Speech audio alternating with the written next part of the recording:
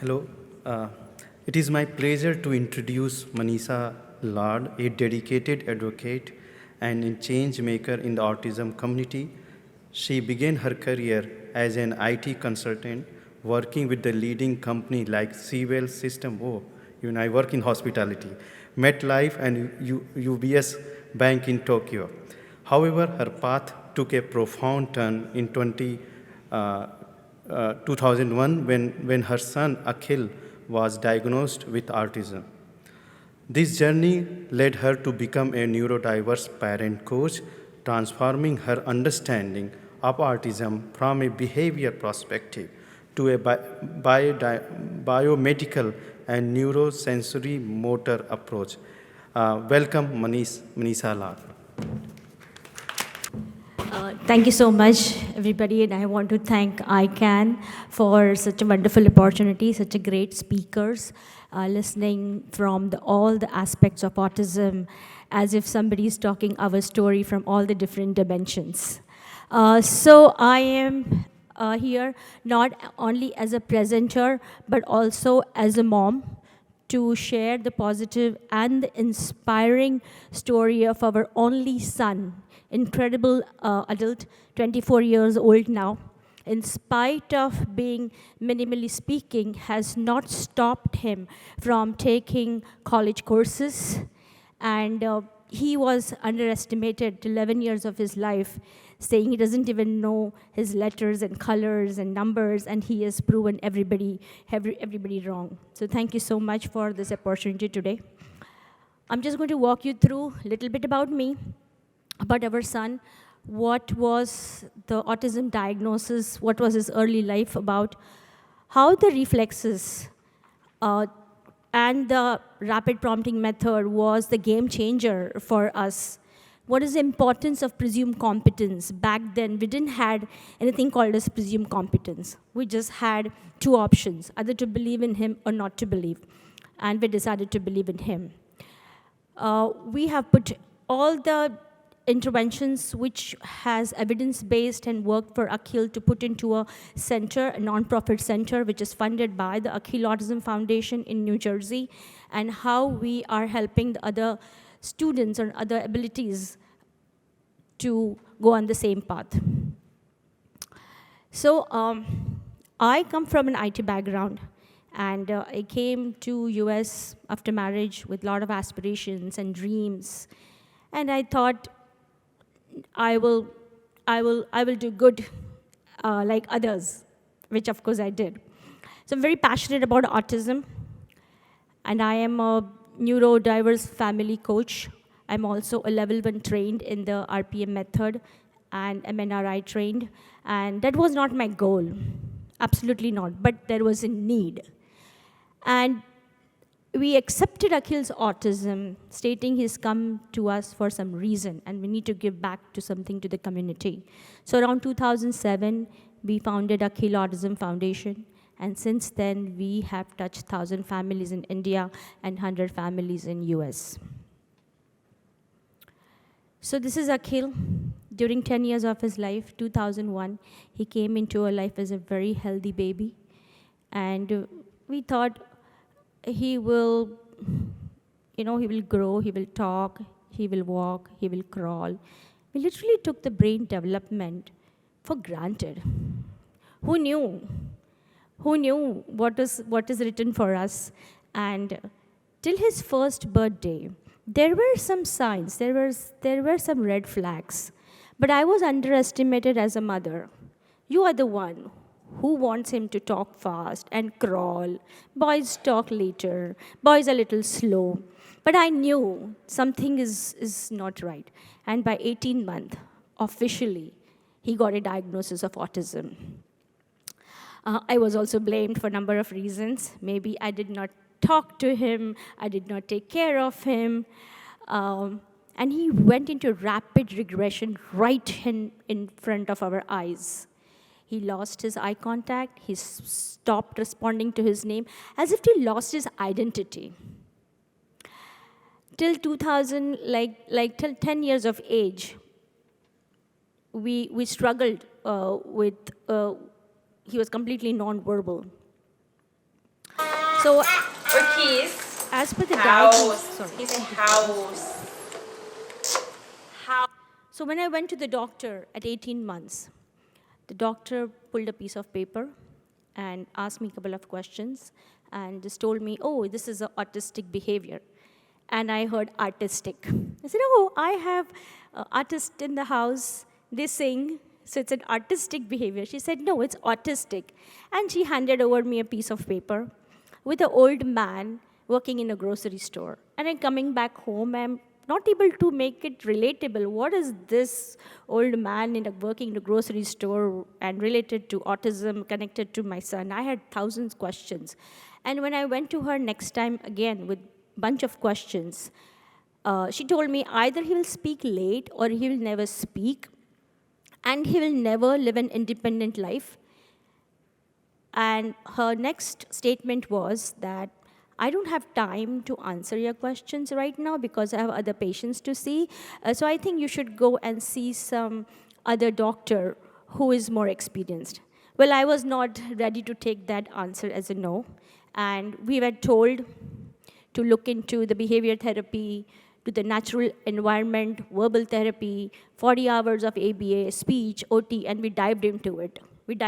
So I had no option then to definitely quit my career because there were lack of professionals, and I decided to take things in my hand. And these are some of the House. Or improvements keys. he had made. House. He said house. House. House. Why do this? Good, do this. House. Pick me.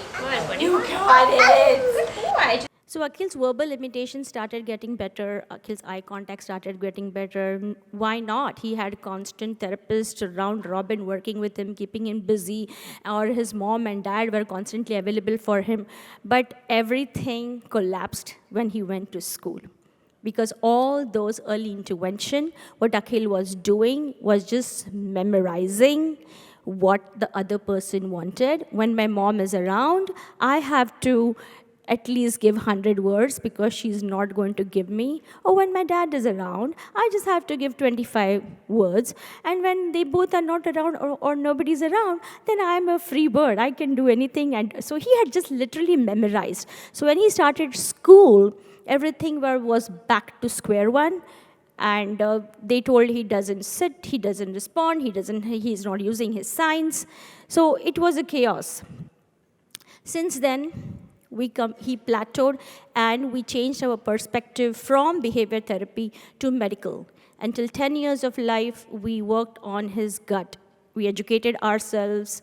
We started him with the methyl B12 shots, a lot of nutritional support, hyperbaric chamber. We looked into the immune system. So while the behavior therapy was looking into a list of his behaviors and taking a lot of behavioral data, I was able to match it to a lot of his biomedical intervention, and their whole behavior started to come down naturally because he was getting better, his eye contact was getting better, his gut was getting better, he was sleeping better, so all that helped. So they didn't had any of much more behaviors to work with him, but we still were struggling with his expressive mode of communication. And that was another roadblock, and we literally plateaued that time. So this is an example of Akhil. When we did everything with biomedically, it helped him, but still, this was Akhil.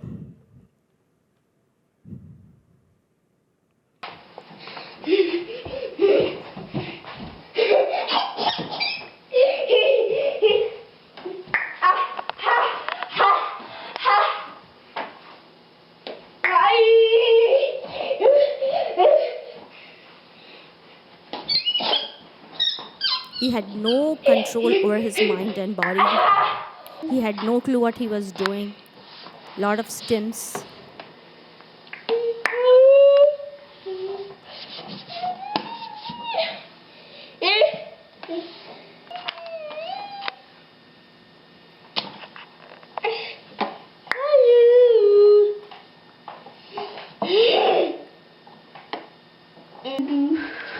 Yeah. So you leave him home and he's playing all the way with all the toilet paper in the house. He really had to be kept a lot of busy. We tried everything with him.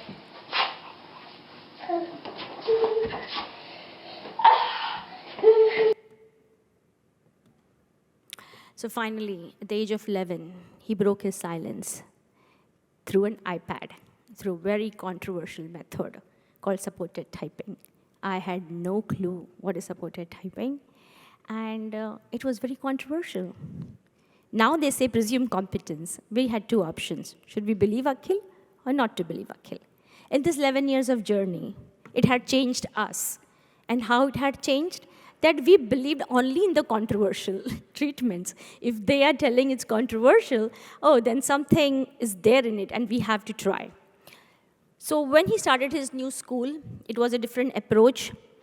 And in his school, they introduced him typing. They introduced us another concept called as mind and body disconnect and reflexes. And we were learning about it. We had no clue what is this mind and body. We were educating ourselves. And that interconnectedness which Dr. Melinda just expressed, that was not yet happened in both of us. And when that happened, he started giving his inner thoughts that I cannot see my body in my mind. That was like another moment for me, like, oh, we got our child back, but he's in his own la-la land. He's in subconscious mind, and he has a lot of dreams to how to get him connected. There is no education. There is no roadmap. He even inspired Dr. Deepak Chopra to visit our house, because that time Akhil was already showing a lot of signs of mind reading and telepathy, and I was exploring. And he expressed many times that my brain doesn't give me instructions when to stop. And I was like a curious researcher. If Akhil doesn't do anything, I would go and ask him why, and he would explain me. So there was a behavior where he was constantly nodding, and we had no clue where is this nod coming from. So we asked him, Akhil, is your ears hurting? And he said that the fluid in my brain is moving. So we had to go to the ENT, remove the wax, and the nodding went away. Then the nodding came again. We again went to the ENT and removed the wax, and the nodding went. So this was Akhil is extremely aware of his inner world. So whatever we were working and whatever treatments we were doing with Akhil, he was our go-to person. Akhil, why do you do this? So his journey completely evolved from I cannot see my body in my mind to, oh, I have hands and fingers and they move. I have to tell my mind so body could follow. He also learned, oh, body can also do and mind can follow. So he was basically self-teaching himself. So there was Akhil where we were interacting with Akhil, and we are also interacting with Akhil's mind. Because Akhil would say, I don't know what to tell my mind what to do. So if Akhil is not listening, we say, Akhil, tell your mind, you need to get ready. So we were actually talking to Akhil's mind. We had two Akhils. Now we did not know how to join those two Akhils with these two minds. But we got that through reflex integration. So reflex, as you see, like it is involuntarily. And if you touch something, you suddenly, it's a heat, you just pull your hand out. So there are a lot of reflexes, Akhil's reflexes we identified, they were not integrated. And we took that path by the book, Sally Gaddard's book. She explains very, very well how the learning, the reflexes and behavior are connected, how the brain is not maturing. We had to go to the school and tell the school the reflexes which you are working are on the cortex level and not at the foundational skills. So coming it again from a mom. But I thank them because they quickly got onto the page because this is the book I got from them. So I had to go back and tell them. Well, Akhil also was expressing a lot how he thinks, and this is one of his quote. After a big meltdown, I asked Akhil, what happened? And why are we crying? And he said that the form of the map in the body is very analytic, and the map in the mind is not planning like that. And connecting the analytic body to the mind is the far more difficult, very hard to show the analytic thinking of the mind, which means he is a very analytical learner. He's a very conceptual learner. And this was a time where I was the happiest mom. I was like flying, oh God, it's limitless, because this is the first time after 11, 12 years of his life, he was exposed to maths. 1 + 1 = 2, multiplication, addition, science, geometry. And he would sit down with me and he said, oh, I want to, you type with me and say, I want to do the homework. And I said, okay, let's do. So I started doing some additions with him. Akhil, 2 + 1, and he would say 3. 3 + 1, 4, and 4 + 1. And he would stop me and he said, oh, +1 is a concept. So I was also learning. How is he learning? So this is Akhil with Dr. Svetlana Mazgutova, and very, very thankful to her, because she's the one who created the MNRI Reflex MNRI method. Then we started hosting a lot of MNRI workshops in New Jersey. We attended a lot of MNRI camps. We educated ourselves, and we religiously followed this for 2.5 years and more to get him into his body, because that was our doorway to get him connected. We were working on his mind at a higher level, because at the age of 11, when he was wandering and running all over the house, I would type with him and he would say, I want to go and do research. I said, what do you want to research about? I want to find a cure for diabetes and cancer. And I said, okay, maybe my answer was maybe the grandparents, or family members had. But he said, no, they both eat the cells. So I had to keep the books down. I said, I am not at your level. I better work on your body. And that's how our journey started. And this is some of the improvements Akhil has made.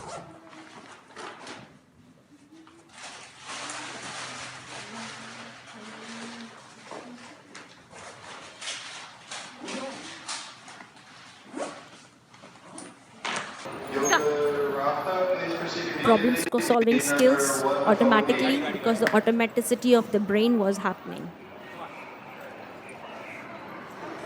Using both his hands.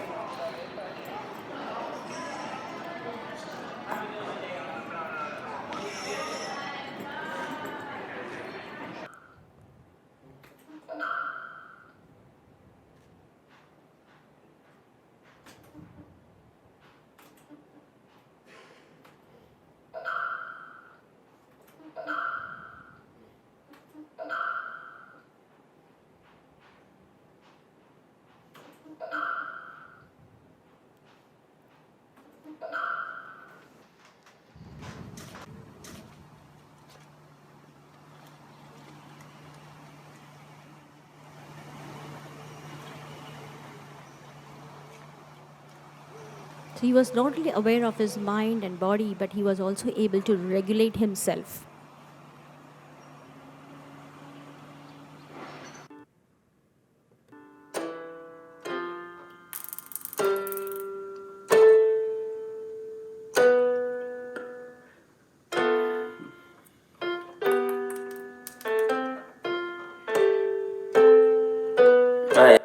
I couldn't teach him piano like we all learn, because he said, why are you telling me this is 1, 2, 3, 4, 5? Because he would say the sound, I hear the sound, and it's like a wave. And all these calculations are arithmetic, they come from geometry. So I'm really not at his level when it comes to academic, but I try. So these are some of the example of reflexes, fear paralysis that reflects when there's a lot of anxiety, and if when the fear paralysis reflexes gets better, they start connecting. So Akhil started connecting with other people and started working with different level of therapists. We didn't have to generalize, because the automaticity of the brain was happening. Motor reflex was one which was active for Akhil, and as that started getting better, he started going and interacting with the people and initiating the high fives. Rather than me teaching him, say hello, he would go and initiate that. So presumed competence. Presumed competence is when somebody is not able to show you, that doesn't mean that the child doesn't understand. It is we have not yet found the way how they express. So I always say that you have to keep your autism knowledge or all the labels aside, see the child, see the individual, and bring that oneness in yourself, that I want to help you, but I need your help. And let the child lead, go on their, I say they go on their la la land, go on the ride on that train. Then someday call them an art train. And then finally, someday you come into an agreement. So this is where I feel the presumed competence is extremely important. And I'm glad we believed in Akhil. And we still. So Akhil now has finished 62 hours of college education. He's also a part of the telepathy tapes. This is one of the podcasts which is very viral right now. And on Monday, they're going to cover, the New York Magazine will be covering our story. Akhillad.com is the website. The entire journey of Akhil's website is there. And this is how we finally are now getting all the brain development, rapid prompting method, and functional skills packaged to the families at our center. We're serving 25 to 30 individuals. Recently, we also got Rutgers Postdoctoral Fellowship Award from the New Jersey government to do a research with a fellow, and we collaborated with the Rutgers University to quantify the data for before and after using sensor-based technology. And we have a hydroponic unit in our center where our neurodiverse gardeners, they harvest, grow 400 plus microgreens, and we donate it to the local community.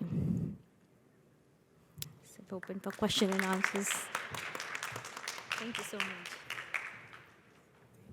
Thank you so much, Manisha. I'm going to give you a hug because that was lovely. Thank you. Thank you. His name is beautiful. That's actually one of the reasons why I'm in autism, because I started working with a girl, Akila. Oh, okay. Yeah, that means complete, I Yes, think. that's Akhil is Yes, complete, yes. yes, So yes. that was absolutely beautiful. Sure, Thank you so much for everything that Thank you you so much. do. I will need a photo. Yes. Okay, let's go photo.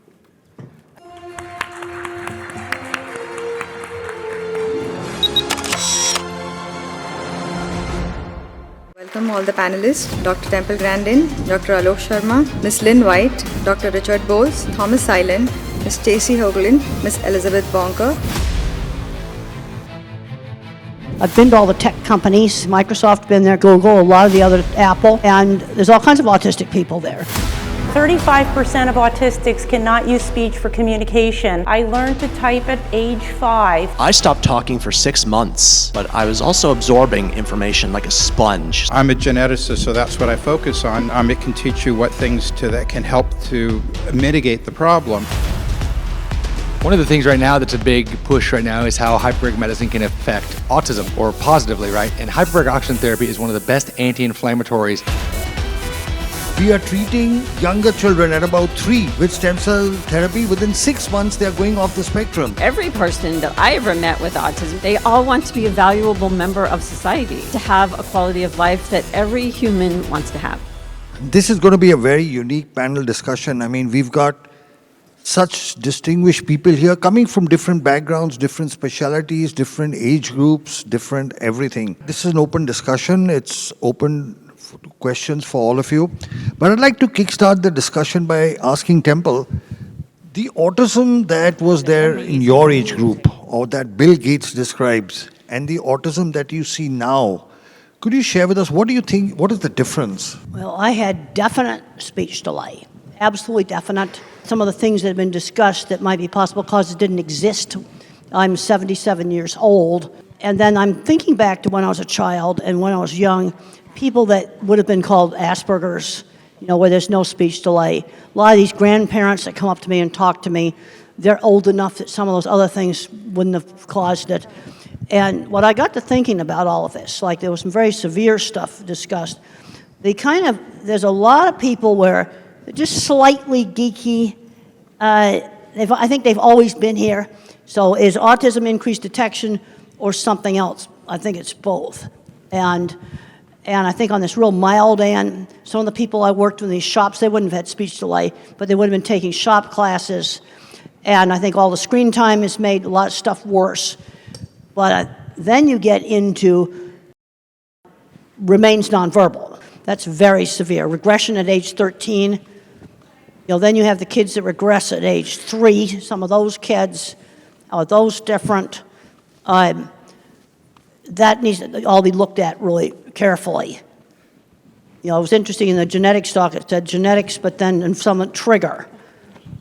But there were plenty of people from my generation that would have been the Asperger type, where there's, and I know that's not used anymore, no speech delay.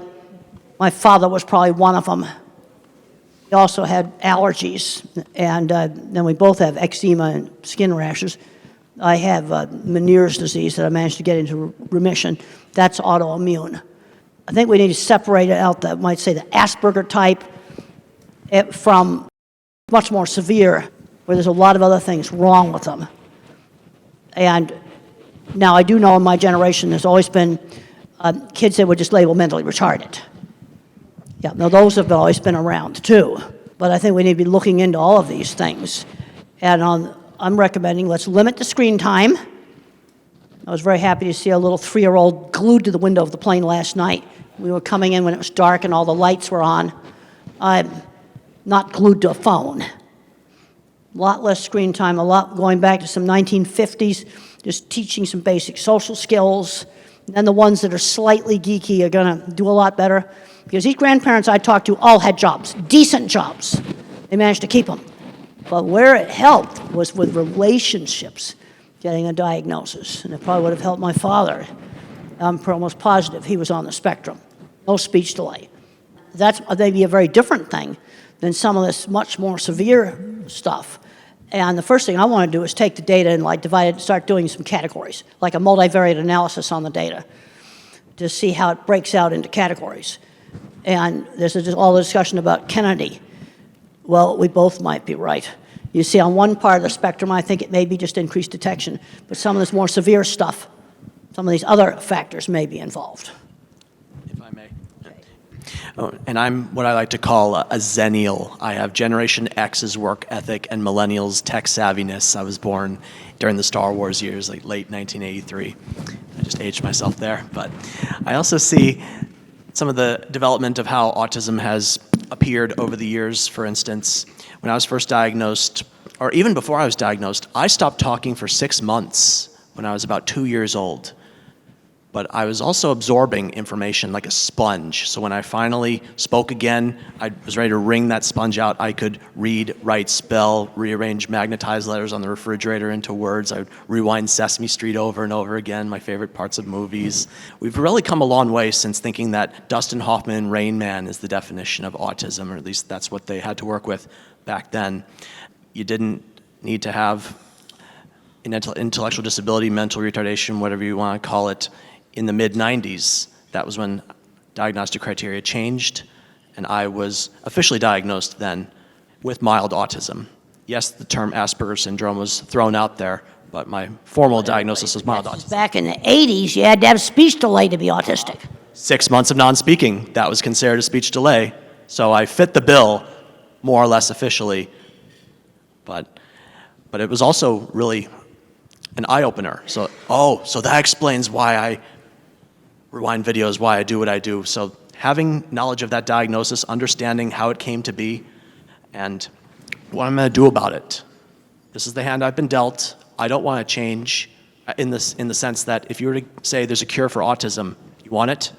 I'm saying no, because I am who I am, and I wouldn't be who I am without autism. And like I said, belief in yourself. Mm-hmm. In your own time and space.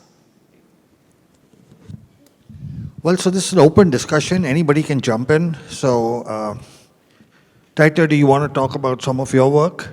Sure, I'm happy to. So just to give you a quick overview, as you kind of probably heard from me, I'm a pediatrician. I have cerebral palsy, was born in 28-weeker. 18 surgeries later, here I sit by the grace of God as a pediatrician and a hyperbaric medicine physician. But one of the things that I do, I run a facility all across the United States and abroad doing hyperbaric medicine for special needs individuals, for both children and adults. I've treated all indications for hyperbaric oxygen therapy, the 17 that are approved in the US, and over 65 internationally. One of the things right now that's a big push right now is how hyperbaric medicine can affect autism, or positively, right? And hyperbaric oxygen therapy is one of the best anti-inflammatories out there available, better than prednisones, better than anything else like that. The big key, before I go into a little bit more, I'll take 2 minutes, it's important to note that correct type of hyperbaric chamber is necessary, right? As the president of the American College of Hyperbaric Medicine and a key opinion leader in that space, it's making sure that we don't have a lot of these soft shells and the misunderstanding of how to use hyperbaric medicine safely and effectively. But the bottom line is it does work, because you're mobilizing stem cells through nitric oxide pathways, and you're able to see when you use hyperbaric oxygen therapy, it addresses... So you're saying the soft shells don't work? I'm saying that a lot of them aren't as effective. Yes, ma'am. I think that there's a safety effort there. They're not covered by the FDA. People don't have the right training. They work in terms of some depth, but I think that there's a larger breadth there that has to make sure you're doing it effectively and correctly, right? So we see this a lot. But you'll see a lot of anti-inflammatory processes and stem cell mobilization, where you have actually an 8 to 12 times increase of your stem cells, and that's why these kids are improving. And when you combine them with some of Dr. Alok and other stem cell programs, you can see dramatic improvements. And so we're seeing the same kind of testimonies that you are showing in your presentation, Dr. Loke. New speech, ability to pick up new language. It's incredible results. Is your work published? Do you have scientific papers showing the results? There's well over 250 published papers, both in India and across the United States. There's actually, apart from that, there are over, just in autism, there's over 200 published papers in terms of showing the anti-inflammatory effects and how hyperbaric medicine can mitigate and improve autism and its effects. Richard, would you like to jump in? Genetics versus environment. It's not versus, it's always both. The genetics is who is at risk. I mean, let's face it, no one has perfect genetics, and no one has a perfect environment. But some children are being affected and other children are not, even though they're in the same, very similar environment. The difference is genetic risk. But even if you have the genetic risk, does not necessarily mean that you're going to get it. You have to have a permissive environment as well. So it's 1 + 1. You have to have both of them. I think that a lot of people are focusing on environment, and that's great, because that's something you can do something about, but not that many people focus on the genetics. I'm a geneticist, so that's what I focus on. Not that it's more important, but I think it's equally important. Knowing the genetic risk can teach you what things to avoid better. It can teach you what things that can help to mitigate the problem. Knowing the environmental risk can do the same thing. So I think they're equally important. Do you have any input? So much this entire week, right? We've heard so much about the new numbers and who's affected and who's not. And while, we definitely know that we have a greater number because physicians are better at diagnosing it, but they're getting better at diagnosing it because there's no more autism. So they're having more experience with it. I've been an educational advocate for 25 years. I have a son who's 30, who was really part of that initial bubble, if you will, where we saw significant growth. And I can certainly tell you, I work as an advocate in the 6th largest school district in this country. And the numbers of students who are in special education programs, not the kids we would have missed before, have grown so exponentially that the systems have not kept up with the numbers. And the children who are really getting what they need, whether it is through medical intervention, educational intervention, looking at housing and opportunities for employment, they're generally the kids whose parents remain the most active. Because there are ways out there to be able to access the supports, but there's no silver platter. So it's really good that you guys are here, because you're getting a bit of the silver platter here, but you really have to learn more as much as you can, because the services, even if somebody comes up with some like where it's from, if you will, we're still going to need to advocate for treatment, for housing, for job opportunities, for better education. So the needs to advocate is not going to decrease. If anything, it could actually increase. So I just encourage you all to do that. So I think the numbers are not just like, it's not just genetics, it's not just environmental, it's not just this type of autism versus that type of autism. I think that every person that I ever met with autism, and it doesn't really matter if they were a speaker or non-speaker, they all want to be a valuable member of society, to have a job if that's what they choose, or to volunteer, but to have a quality of life that every human wants to have. Lynn, do you want to? I agree with everything you said, and I think one of the things that we have to do is, if we do start getting to the bottom of some of this, so to speak, is we cannot forget those who really still need us. There are way too many out there that are not getting what they need, and what I'm the most concerned about is if they come up tomorrow and say, these are the 3 things, so we're going to turn the numbers back around. Our children are here. These children are here. We have parents here who have come up to us and said, my child is 4 years old, help. Okay? We can't forget them. They're here. And I think everything she said is right. I don't work in the school system, she does, but I will tell you what I do know from on the homeschooling side, because I've been a long-term homeschooling activist, is there are a lot of parents who homeschool their children because they're frantic. It's not because they're, oh, I'm going to be a homeschool parent. It's, I don't know what else to do. And until we accept that we have to do more, I'm all about finding the solutions, but that's above my pay grade. I'm just trying to help the people that need the help. And in that vein, I failed finishing an Ironman twice before I succeeded the 3rd time. And for those of you that don't know what an Ironman is, it's 2.4 miles of swimming, 112 miles of biking, and 26.2 miles of running, all in under 17 hours. And I thought I could do it in Texas, but humidity, heat, headwinds, hills, they took me down like Superman to kryptonite. I attempted it again in Des Moines, Iowa, got the same or similar conditions. Also, I didn't have the right equipment. I realized I really had to invest not just in money like a new watch and better bike, but also putting in the time. And I too do not use functioning labels. I feel when you call someone low functioning, you discount or dismiss their strengths and capabilities. When you call someone high functioning, you discount or dismiss their needs or struggles. So in my book, functioning labels, whether you put them on yourself or you put them on others, that's the F word. Don't use it. Temple, I'm asking you. Yeah. Okay. Hypothetically, let's say RKF Jr. approached you to give advice on what the government needs to do. One, to maybe reduce the incidence of autism, and second, how to manage. What advice would you give the government? Well, I think we're going to have to go all local because basically they're running out of money. Okay. I've just looked at I went to several sources. I checked out our national budget. Over half of it supports seniors right now. Okay. Over half of our national budget.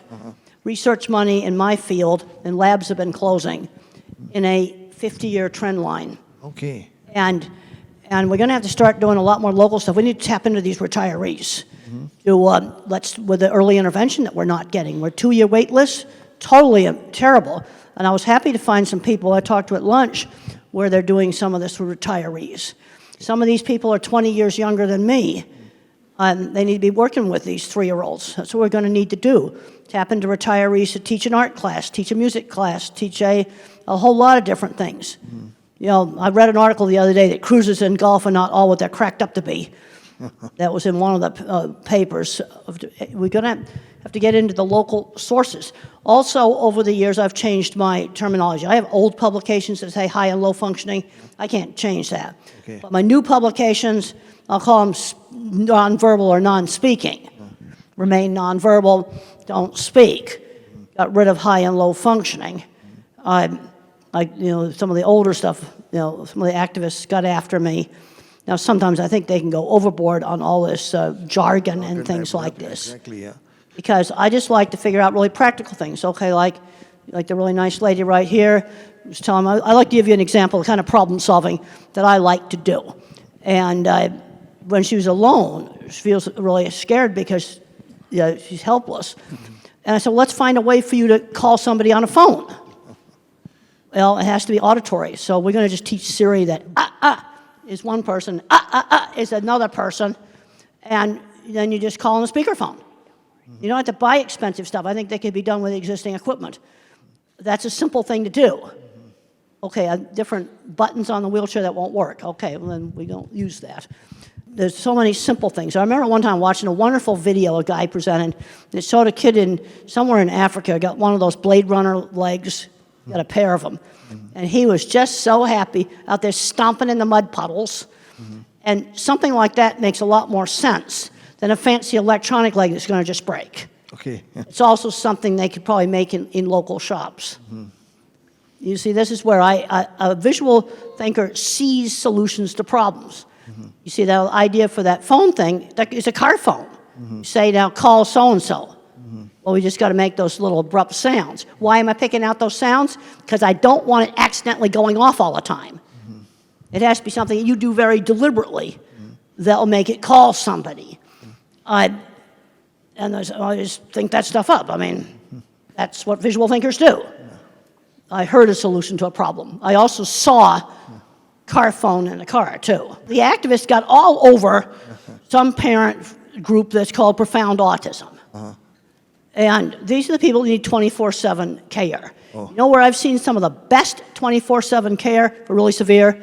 Some faith-based groups. I've actually seen some very, very good programs. Benjamin's Hopes in Michigan, Brookwood in Texas. It's all private money.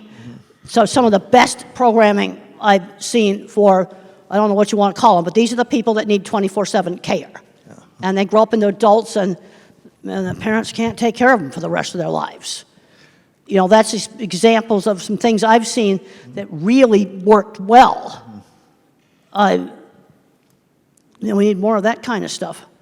So we'll touch on an important but sensitive topic. Tom spoke about his impending getting married, and you have chosen to live life by yourself. Between the two of you to discuss, because very often people on the spectrum who are older, they approach doctor and say, should we get a child married? What would be your advice? Oh, there's been some very successful marriages. And the wife runs the business. No, seriously. There's been some very successful marriages. I know 2 computer programmers that got together. That's been very successful. They're both on the spectrum. And you know what they did for their engagement dinner? You got to go to a white table restaurant. You got to have candles because you got to set the stage for a super romantic discussion on computer data storage systems because they are the most interesting thing in the world. And 2 chemists got together. Oh, okay. Yep. There's been, some of these you intend to have nonverbal autistic kids. Yeah, there's a place for getting married. I had one parent come to me and said, my son's doing great. He got married, bought a house, going just great. If my book helped somebody to do that, I think that's really a good thing. No, they should get to do all the things that just regular people do. Some of them have got kids. That's been successful. I'm a problem solver. And I think I've figured out a way for you to get a phone that you can use. It'll call 2 or 3, maybe at least 2 numbers. Because I'd be anxious too if I was you and I was all by myself. So, Tom, your views? For my part, as far as marriage goes, there was a time I thought I wouldn't get married. And I was in a relationship with a woman on the autism spectrum, but it didn't work out.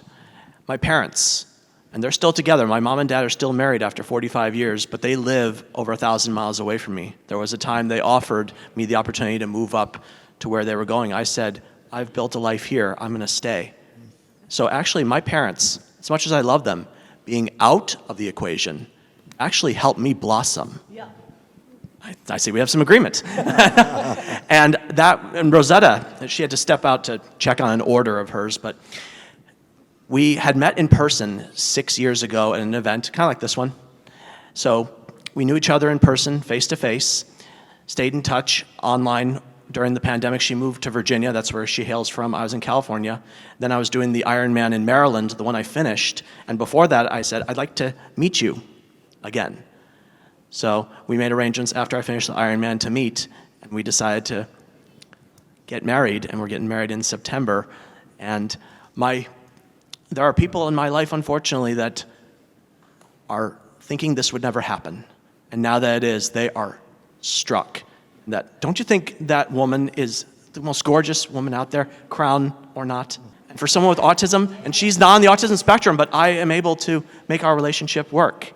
We have our struggles, as any couple does, but we believe that it's going to work out. And statistically speaking, only about 7% of people with autism ever get married.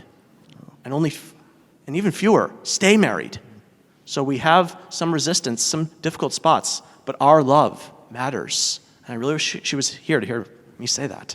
I would like to add, although that's very good, because as a pediatrician and as a person with a disability myself, I have a wife, 3 kids. One, we also adopted a special needs daughter who has Netherton syndrome from wound care side. We won't get into all that. But the point is, I'm sure you guys are familiar with the term ableism, right? A lot of times, a neurotypical individual is going to say, well, back in the old days, I wanted to go to the movies. Well, we didn't want to invite Tyler because he couldn't walk up into the stairs, right?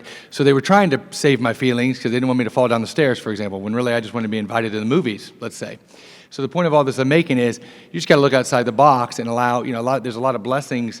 We're all handicapped. Mind the world can see. We're all struggling with something. We all wish we could change something about ourselves, and that's the whole point about whether you're on the spectrum or not, right?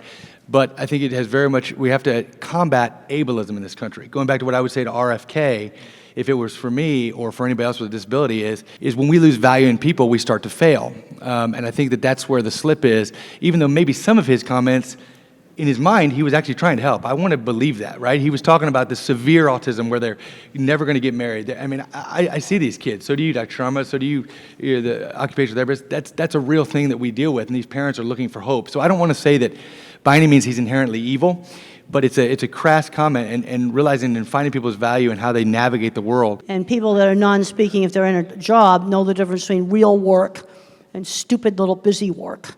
And the other place where I've seen some really great programs is when the chairman or the president of a company has a child with a disability. I've forgotten the name of the man that did the warehouses at the Walgreens pharmacy, the distribution warehouses. He changed the computers so you didn't have to read. And the crews with the intellectual disabilities did better than the so-called regular people working in these warehouses.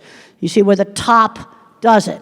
I went and I visited a plant in Mexico that actually had a very good program. There was a guy there that had, he said we had a boardroom meeting, and he said, well, I have Asperger's, and I now support my family. I support my sick grandmother. He was very proud of that. They put boxes together. Well, they had a marble stair in their corporate office. 3 people carried the wheelchair upstairs. It sort of was just the attitude of doing it in the middle of Mexico. Again, an owner of a company that has a child with a severe disability makes stuff like this happen. So about 35% of autistics cannot use speech for communication. These non-speakers can learn to type. I learned to type at age 5. It's never too late to teach a non-speaker to type. With typing, we can be educated and live productive lives. Please read to your children. They understand what you are saying. You are teaching them to read. There are now thousands of typers around the world, graduating from college. You need to work on these body issues. Thank you to all the doctors. You cannot learn if you feel terrible. Regulation issues affect so many of us. We are working on getting non-speakers out of fight or flight. Communication and regulation for all. You can do this, parents. We appreciate all you do for us, even if we can't say the words. Non-speakers suffer in silence. Please use Communication for All to teach them to type free of charge. We have stencil sets to give you so you can give your child a voice, and we have them over here for after the presentation. First come, first serve, we want to give them away. C4A Academy is our program of instructional videos. You can do it. We are all human beings who want to connect. We don't want to be left alone. Take us out to museums and for walks in nature. You can learn from parents who have walked the path and autistics who live the life. Non-speakers have a motor disorder, not a cognitive one. We want to have relationships of all kinds. We are just like you. Look beyond our differences. Please believe your children have gifts for the world. The world will be a better place when all non-speakers can communicate and share their gifts. There are more than 30 million non-speakers in the world and only a few thousand typers. Please join our mission to change this. Most non-speakers are diagnosed with intellectual disability, and we have a motor disorder. Don't believe the IQ tests. We need to learn to type to show you what we know. Giving an iPad with a picture exchange system is not enough. We need 26 letters to express ourselves and be educated. Please watch the Spellers movie on YouTube. It will show you how typing changes lives from hopeless to hopeful. Profound autism conflates non-speaking with intellectual disability wrongly. Non-speaking doesn't equal non-thinking. Teach them to type. We are all interdependent. I was extremely self-injurious and have great empathy. Please don't give up hope. The right doctor can help. A virus triggered PANS, an autoimmune reaction. It is serious and needs expert treatment. Parents, keep pushing the medical science. You are the expert on your child. Find doctors that believe autism is a treatable condition.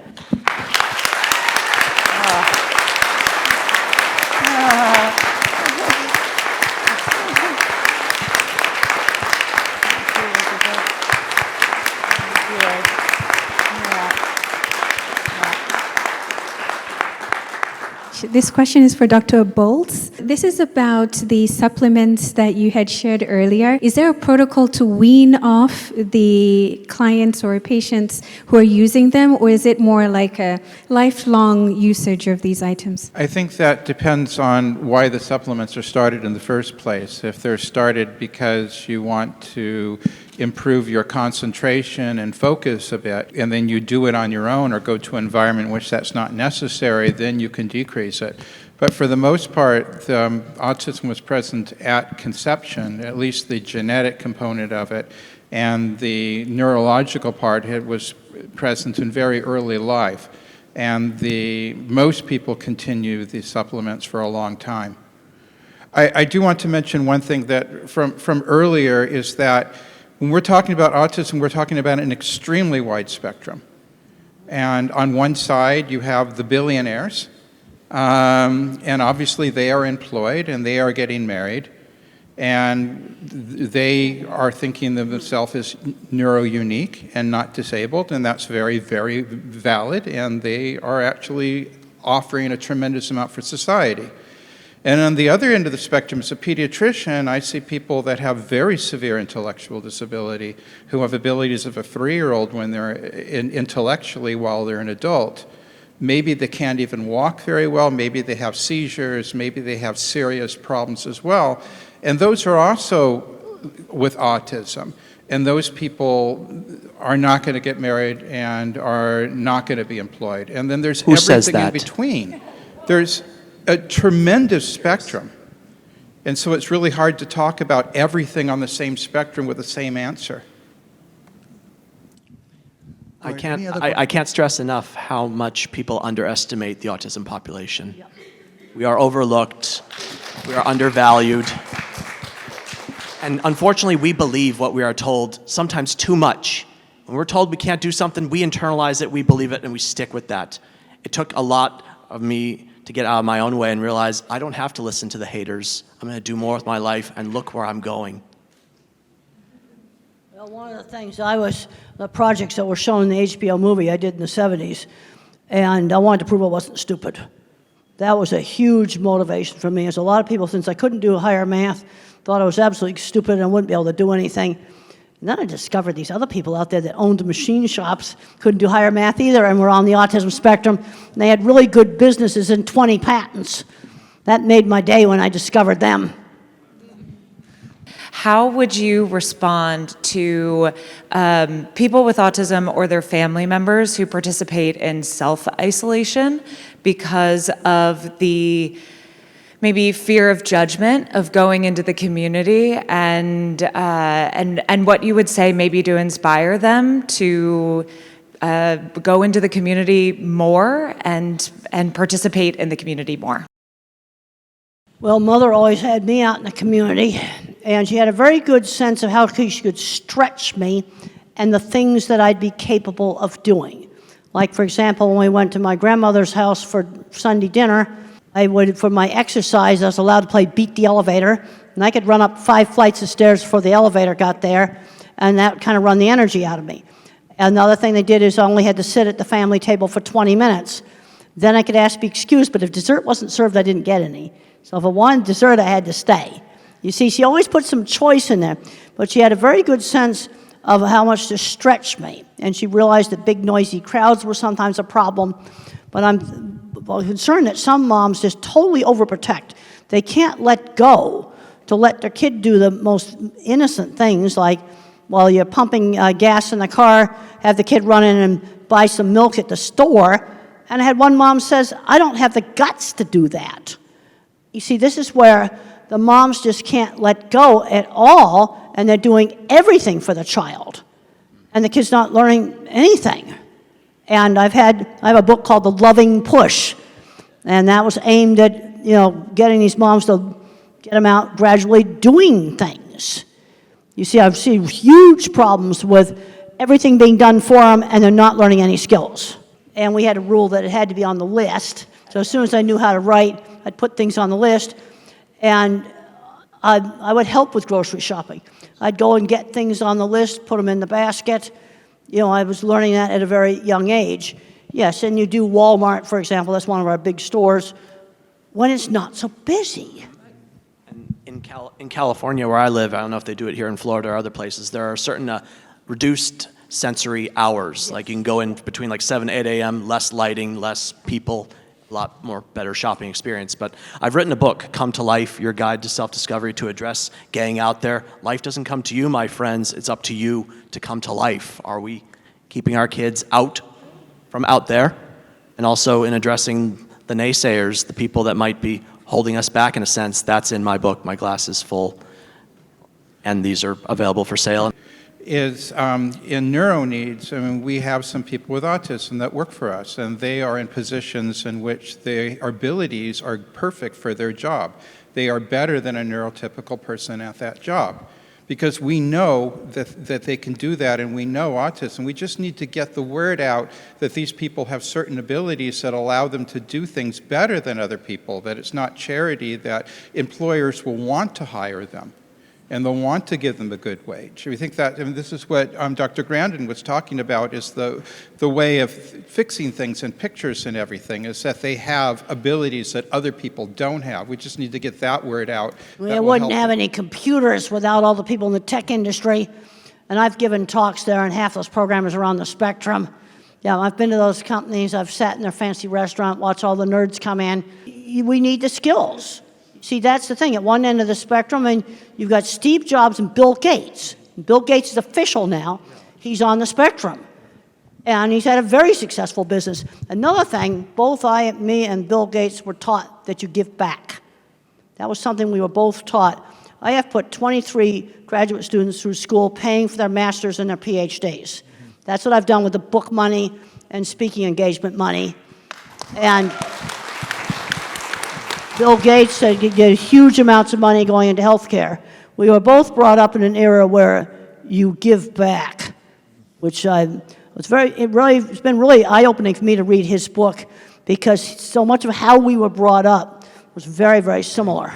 Thank you so much for all of your work that you do. And I need to emphasize that profound autism is real. Work is being done right now to put it in the DSM so that we can have a specific name for the people that will require lifetime support.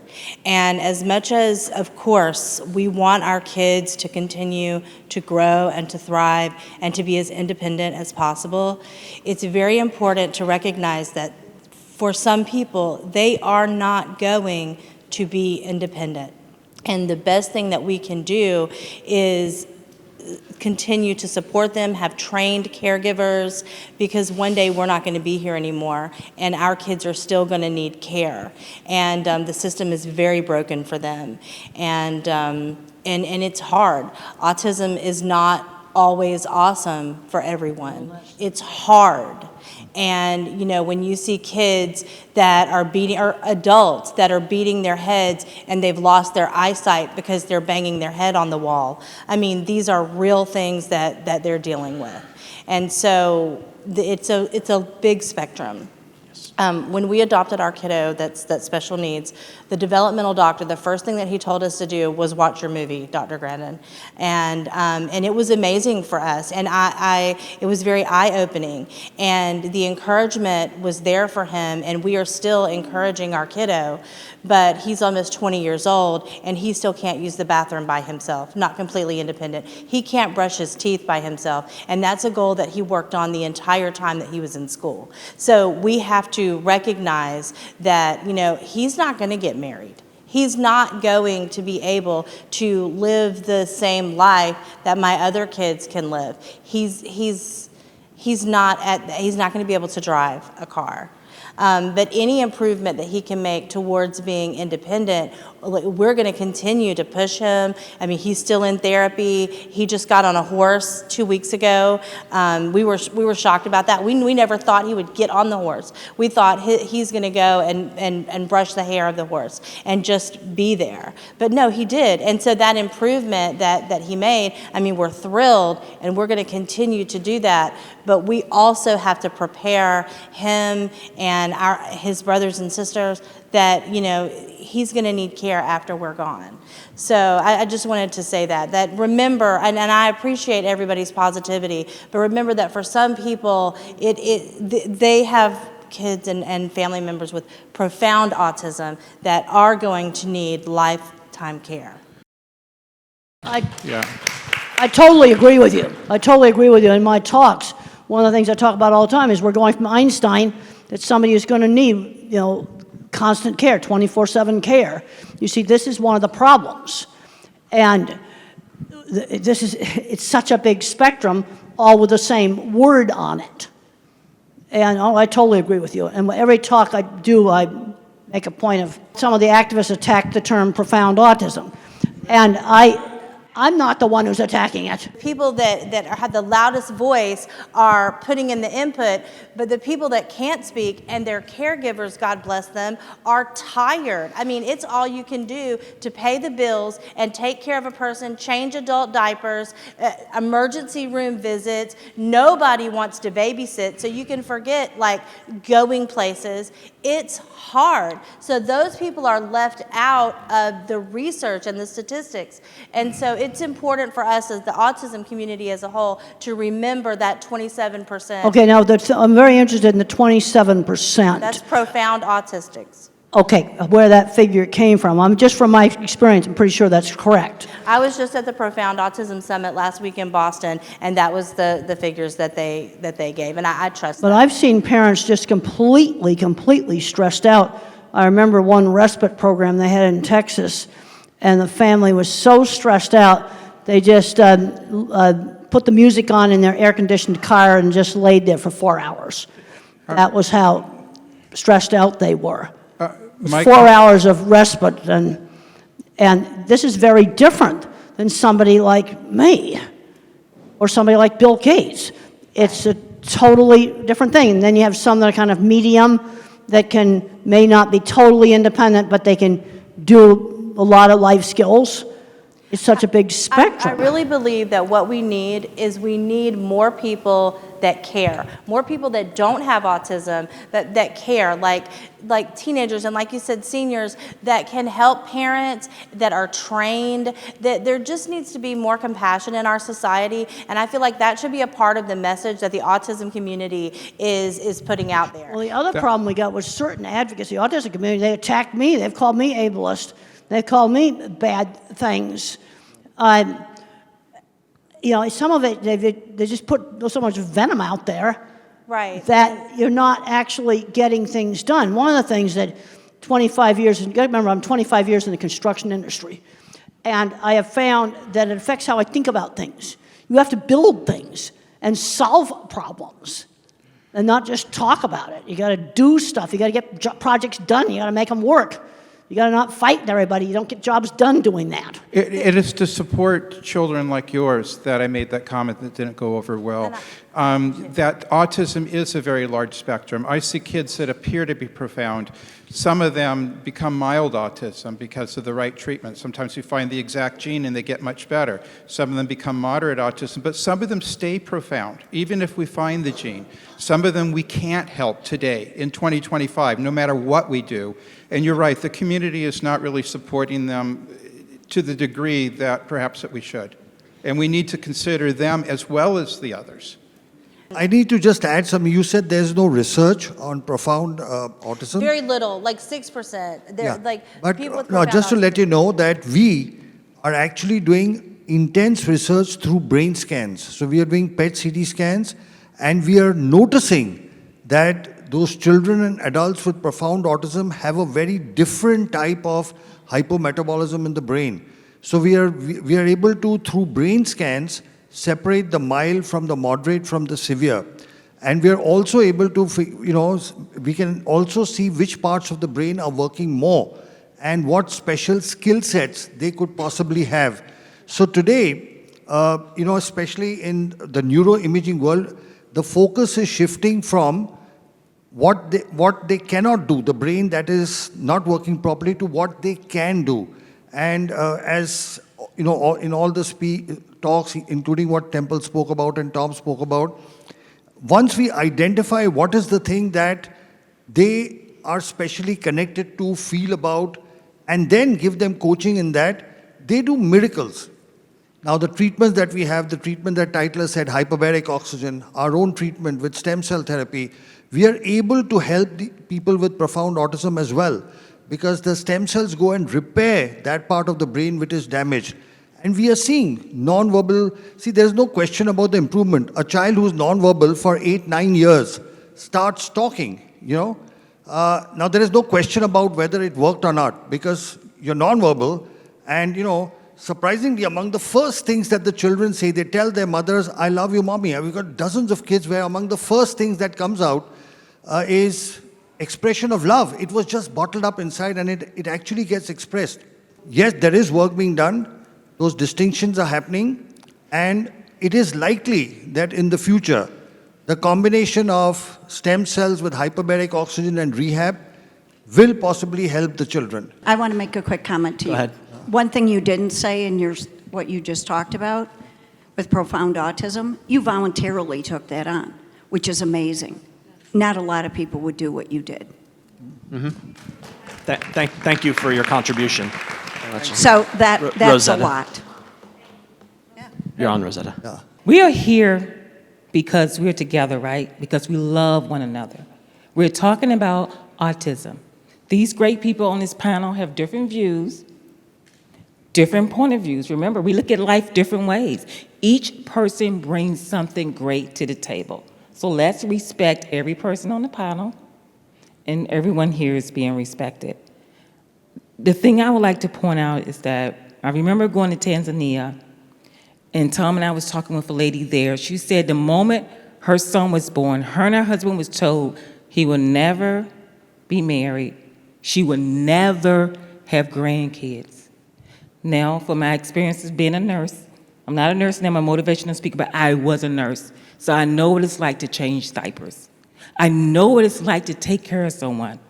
But I also know patients that are underestimated. So it's very important, no matter what you're told about your child or your loved one. Never set the bar so low that you keep it there, that you miss something great about your loved ones. I love y'all. Thank you for your time. So 2 days ago, we went to our neurologist, and we were trying to understand, is there a way of defining physically in the brain autism? And she said no. She provided certain suggestions, and we felt so bad that we didn't tell her that 2 weeks before we have had stem cell treatment in India. So there's such a bad perception in the US, unfortunately. And one of the things that she said is there's no research. In our minds, like, Dr. Sharma has all the research in the world. Specifically, she pointed out to Duke University. Duke University is the one that has done the most studies in the US, but they only do stem cell treatments for kids with cancer. So my suggestion and pledge, Dr. Sharma, how can we let the world about your research? And I know you have it. You are open to give it to anyone who wants it.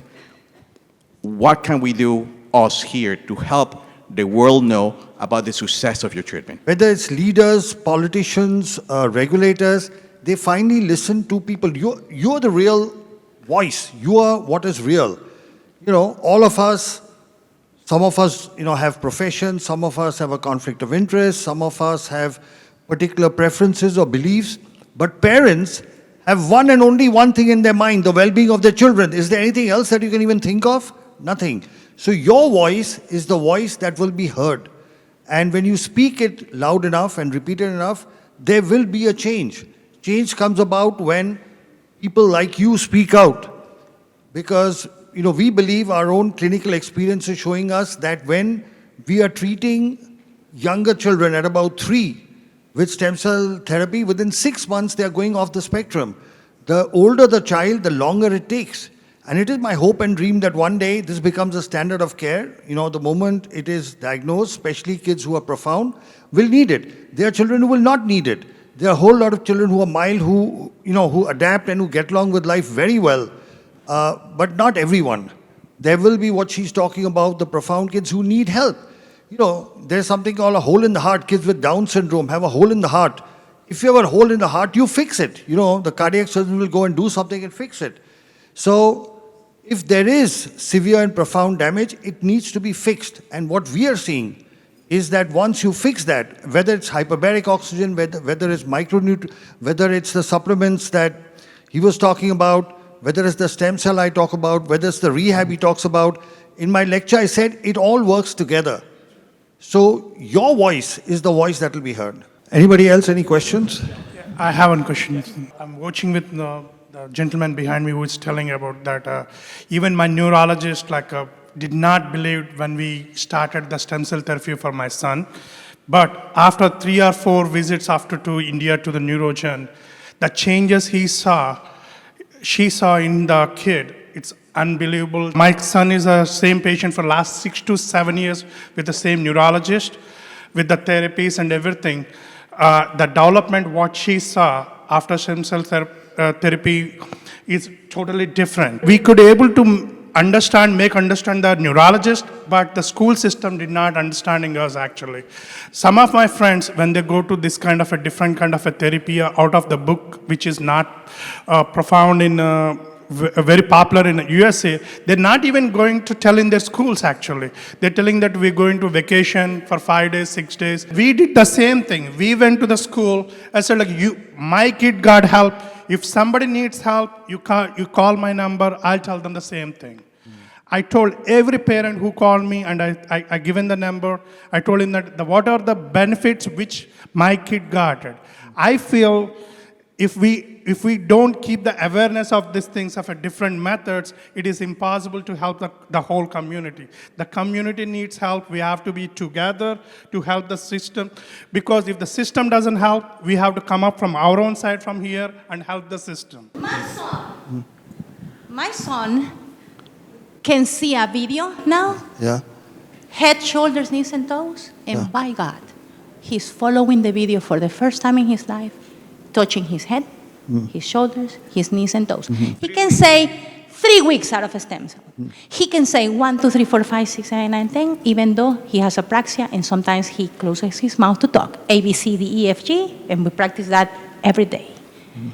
It's a miracle. It's science. But There's science behind it. You tell the doctor in the U.S., and there's like, where is that coming from? We feel uncomfortable telling them because they tell us there's no research. And that's why even though we speak up, we feel outcast. Because that's the system in the U.S. today. It punishes anyone that does any research outside the United States. They don't consider that research. It's like, I haven't seen any research. Neurologist practicing over 20 years. His pediatrician who didn't believe started believing after she saw the improvements. Go back and say, this is the improvements. Your child was not talking. He's talking within 3 weeks of the stem cell therapy. There is no rocket science to it. A child not talking starts saying ABC till Z after 3 weeks. That's a positive sign. Let the world know it. Speak up for it, and then slowly things will change. And we now have the present health secretary, R.K. Jr. He has actually tweeted about stem cells and hyperbarics. He's actually tweeted that these are things that were intentionally suppressed. He says it openly. He says these were suppressed by the FDA. The health secretary of the United States is saying that treatments like hyperbaric stem cell and all these other nutraceuticals, he mentions nutraceuticals, were intentionally suppressed. So when you speak up, they will listen. People do listen to parents. Yes, and what I did is, I did not listen to any of the parents or anything. I keep on stressing that, yes, we are treating with the same thing, we are treating with the same thing. We will be integrating with the other therapies, yes, but we're not going to leave that. If you think it is not helping, it is your opinion, but not my opinion. I'll do the good thing what my kid needs. I'll stand up for my kid. The gentleman had a question. What does the solution look like? Can come from a place of curiosity and discovery rather than who's using language itself. Ask for more discovery about why they were guided in language that way. And maybe, just maybe, instead of just seeing a lot of trees in Kansas during the 30s Dust Bowl trying to survive, maybe we use discovery, we have curiosity with all the groups to bring ourselves into one big collective force that can leverage the impact the world is missing. Thank you. I think the one big thing, and I'm going to get this lady too, is I'm in Melbourne, for example. The grassroots you hear about, it's finding somewhere locally that believes, and that's where it starts with tremendous experience. And Dr. Sharma and I have worked together in hyperbarics for years now, right? And I go to India consistently. So you got to find the forward-thinking physicians that collaborate, that are thought thinkers and innovators. But for those of you guys who are out there, for me, Brevard Regional Hyperbaric Center, if you guys are around here locally an hour away, come see me. Those willing and able physicians are very few. And creating some sort of inventory, some sort of Facebook page where you can access and really point out specifically these physicians. We asked our neurologists about hyperbarics. There's no research. What they should point out is the kid that died in Ohio. So they're using those small mistakes sort of to prevail these sort of veil. We need an inventory list of those physicians that are willing. And if everybody can contribute, we have one. But I think if everybody can contribute, who are those physicians that are willing to work looking at alternative medicines? TACA has a list. If you go into the Facebook group of TACA, and then you have to submit your child, because they only accept people that has kids in the spectrum, right? And they do have a file that is always updated with doctors in the United States that are like pandas, and you can find Rossignol and Dr. Fry's names there. Any other questions? Yeah, thank you very much. My name is Masi. I'm from Kenya.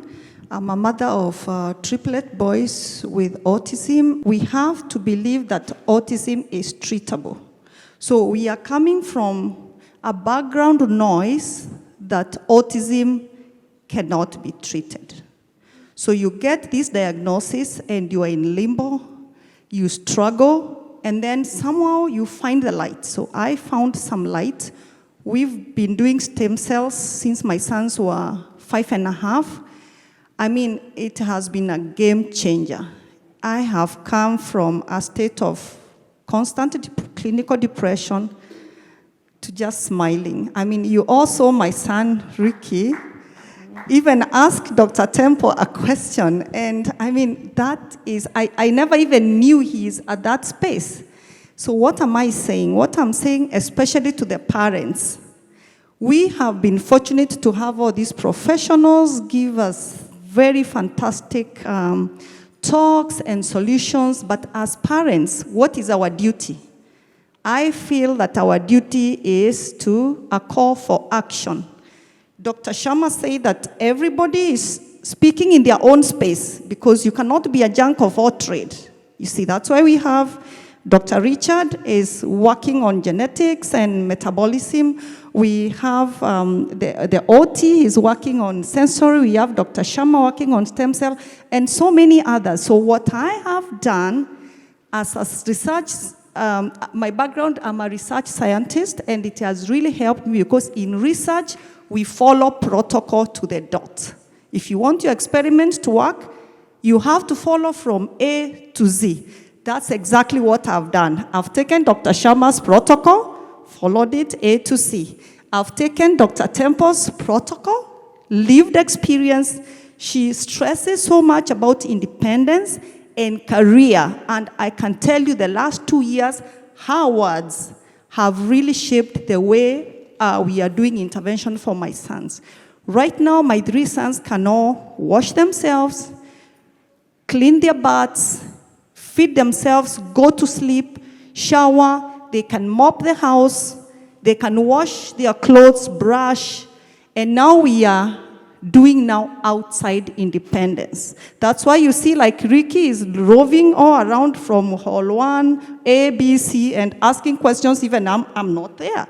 Right now, I don't know where he is. He told me, Mom, I want to go and swim. I said, okay. I didn't even know there is a gym in this facility, but last night, Olivia, what did he say? Mom, I'm going to the gym. I asked him, did you carry gym clothes? He said, yes, and he went. So what I'm saying is that let us take what is ours. Their work is research.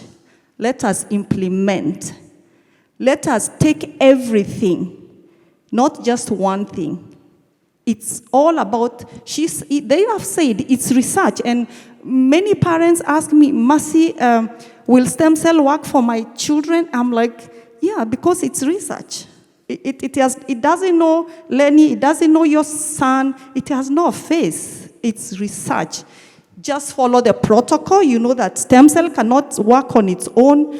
Work on the diet, metabolism, work on multidisciplinary neurorehabilitation, and definitely be patient. For us, it's been a journey of 8 years. Those who were in Sylvie's talk yesterday morning, they saw my son riding a bicycle, participating in a charity event to raise funds for a school of special needs, and he was actually riding in a crowded highway.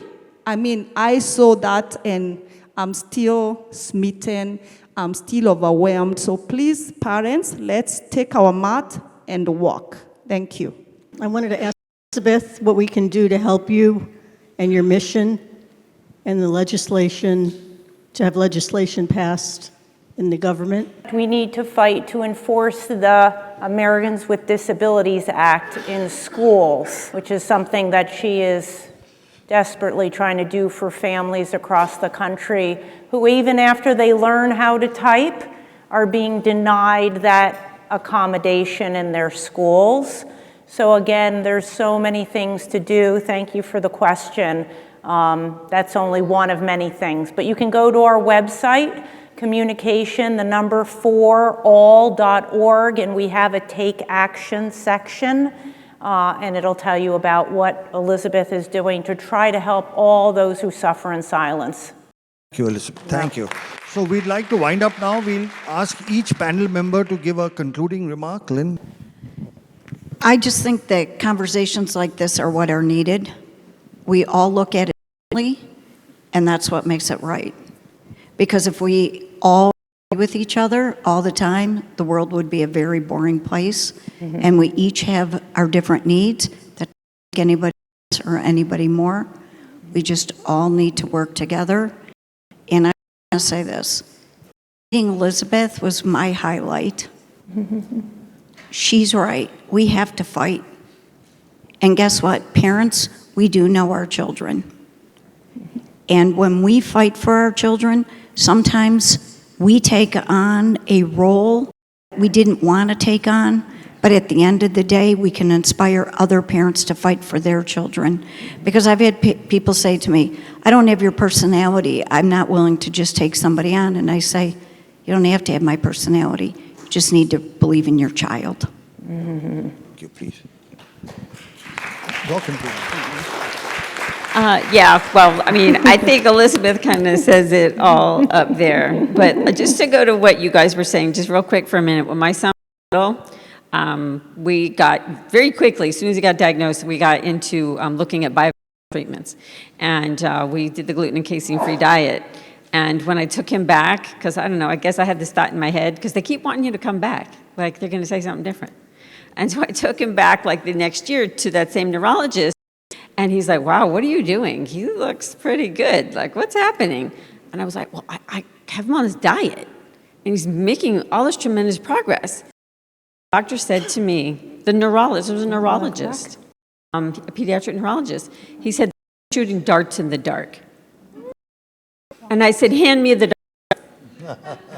And so, you know, you have to, you take people's as much information as you can. You talk to people who have, you know, who are experts in the field, and then you make the best decision you can for your family. Some of us physicians, like myself, have been around for a while, and we've been treating autism successfully for 30 years, and you're right, the institutions still don't believe that it works.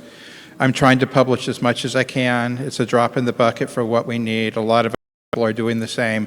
The parents need to fight. Hopefully we have an administration now that is listening. At least now they are. Maybe they'll make a difference. With autism increasing so incredibly rapidly, this is going to become a societal suicide mission if we don't immediately get off the tracks and do something about it now and take care of all the kids along the way. Thank you. No one tells your story better than you do. And too many of us are struggling to tell it.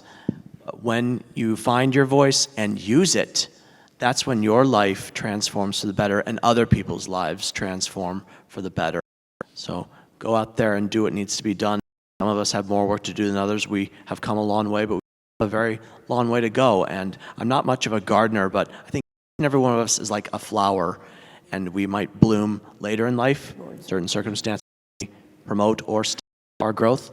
Find the place where you can not only survive, but thrive. That's why I finished my first in Maryland. No heat, no humidity, no headwinds, no hills. I did it. You can find the place you can survive and thrive too. Go get it. Final thoughts? Well, yeah, working on more and more independence. I definitely believe in that. Unfortunately, I'm seeing too many young adults that have become recluses in their room. That's something I was never allowed to do. You know, they were always getting me out doing things, but there was always choices. For example, when I was afraid to go to my aunt's ranch, which involved getting on an airplane and flying from New York to Arizona, there was a choice, 1 week or all summer. Not going wasn't a choice. You give some choices. It's like I talked about the kid that wouldn't put the phone in the x-ray machine. He can leave the phone at home or put it in the dog dish or put it in his backpack. Those are the choices. It goes to the airport, it goes in the x-ray, period. But there's some choice as to how you do it. And I've worked with so many people professionally that I know are on the autism spectrum. I've been to all the tech companies. You know, Microsoft been there, Google, a lot of the other, Apple, and there's all kinds of autistic people there. You see, this is the problem we've got. At one end of the spectrum, you've got that, and at the other end of the spectrum, you've got, I'm going to call them the 24/7. These are the people that need constant care, and some of them have varying amounts of problems. And I think it's this population you may be more likely to find that some of these treatments work. I'm on a gluten-free diet now for heartburn. You know, that only started last year. But we've got to go out and just see what we can do, because I'm seeing too many people of my type going nowhere, way too many. because they're not learning life skills. And Sure. they're not learning work skills. Well, I'll echo what she said. You only handicap yourself by choice, right? That's it. We're here as a physician that's devoted my life to doing this as well.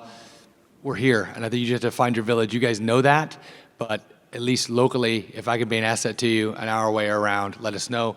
And you're looking at a panel that believes the same thing. It's not pseudoscience. It is grounded in science. We're just forward way thinking and combining it all, as Dr. Sharma said, it's a multifactorial approach. And when you do that, combining all these different modalities, you can see dramatic miracles in your kids' lives. And every study that you look at with hyperbaric oxygen therapy, stem cells, no matter what, just like in my own life, it all showed improvement in quality of life. And is that now all we're all looking for? That's exactly it. So find your doctors, find the people that believe in you, and go get it. So thank you. I'd like to thank all of you for being a wonderful audience. We want you to know that as parents of children on the spectrum, you, for those of us professionals here, are our inspiration, our motivation. You are the wind below our wings that keeps us doing what we are doing, because very often the work we do is in the face of stiff opposition and resistance. But what you need to know is all of us in our own way, okay, whatever aspect of medicine we practice, rehabilitation we practice, will continue to do the best that we can to ensure that all the, whether they are children or adults on the spectrum, are able to be the best of what they are. We are able to bring out the best potential within them. The work that we are doing with stem cells, and we've treated over 6,000 children with autism, a total of 15,000 patients, including cerebral palsy. We have over 100 publications. So the research is there.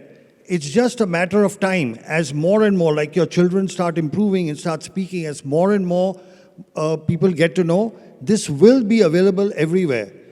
The truth, real science, real treatments cannot be hidden and suppressed forever. It will come out. And it is my belief that it's a combination of comprehensive rehab, micronutrient supplementation, rehabilitation, hyperbaric oxygen, and the stem cell that we do, and all the advice that Temple has given. If you listen to Temple, I suggest you watch her movies, you watch her podcast. She gives you very simple advice. That one advice, talk slowly, results in tremendous speech improvements. That's simple advice. So sometimes it's a very simple advice. It's not something high-tech that brings about the best results. So I want to thank all the panel. Thank you for the wonderful discussion. Thank you for being here. And thank you very much. I thank Dolly, thank you for arranging everything. Lynn, thank you for being the co-host of the conference. You two guys have done a great job. Thank you.